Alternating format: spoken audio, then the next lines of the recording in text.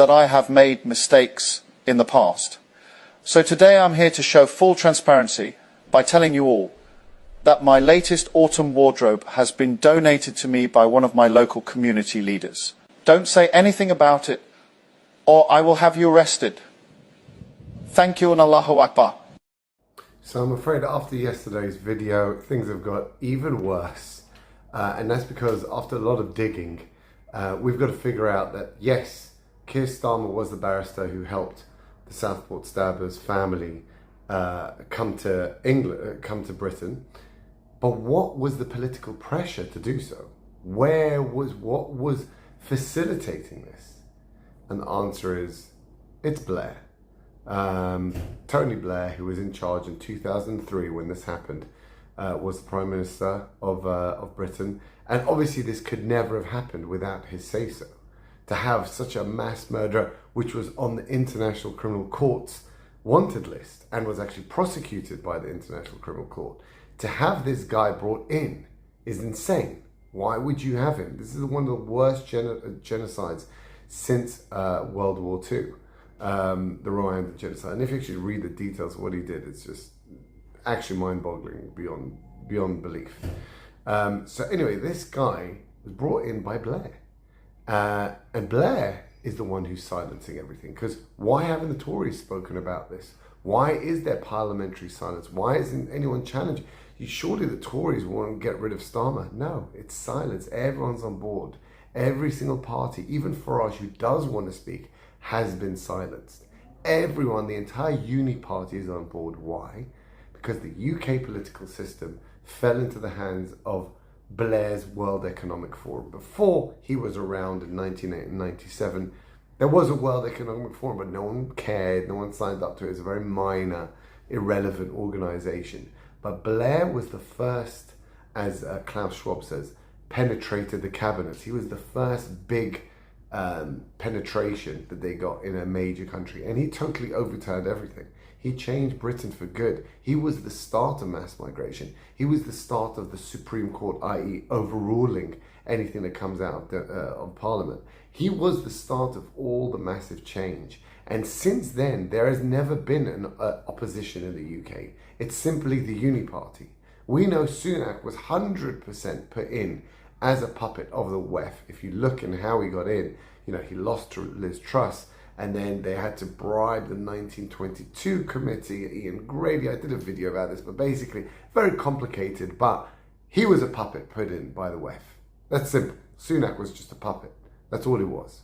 And then he passed the baton to Starmer. Now, who is behind the scenes of all this? It is Blair. And we know as well, we've gone through, I'm sure you've seen it a million times, the video of the young global leaders that Klaus loves talking about, which is Trudeau was one, Macron was one, and Starmer for sure was one. And so he was put in by Blair's World Economic Forum to continue the legacy of Blair, which is mass immigration, total changing of the population. So that is who I think really is behind this. And if you're going to talk about who really is behind bringing this butcher into the UK, yes, Starmer is to blame, but Blair is the number one who pushed this to go through. Now, number two, we have to understand that the police is not our friend. The police is the Stasi. And as Lawrence Fox commented on his X account, this guy's mad. I mean, he's going to go to jail for what he just said. He's mad. He said, if you see the police at your door, make sure you have an axe ready. Now, that's pretty, even I wouldn't say that. But I would definitely say they're not your friend. They're not here to help you. They're not the police of your youth. As I remember, you know, when I used to be speaking on a mobile phone in the car, I'm really sorry, officer, please, oh, don't worry, go on your way. That's how it used to be. Now it's immediate fine, immediate trying to get you banned, 20 miles an hour, 22 miles an hour, they're fining you. They're laser cammering. They don't care about shoplifting. They don't care about burglary. They don't care about muggings. This is a political repression zone. This is the Stasi, right? They're not there to help.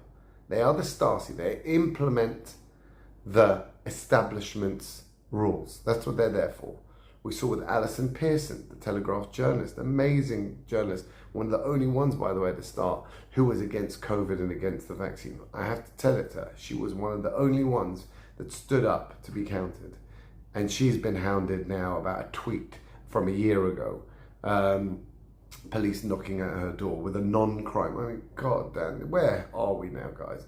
A non-crime hate incident. How? This is so Orwellian. The word non-crime. Was it called it's like Minority Report? What's that thing? A thought crime, right? It's the same thing. It's a thought crime. That's where you are in the UK. This is Stalin times 12, because Stalin never had the power of internet and AI. So it's really, really bad, guys, in the UK at the moment. And as I said, police is not your friend. You have to stand up. You cannot trust them. You don't trust the judiciary. If they ever take you in, not guilty, immediately. Do not do what the 1,000 people in jail now for years have done, which was they were told to plead guilty, and they are now all in jail. Don't ever. The judiciary is not your friend. The police is not your friend. The government is not your friend. You have to understand that. This is what's happened. It is now a police state.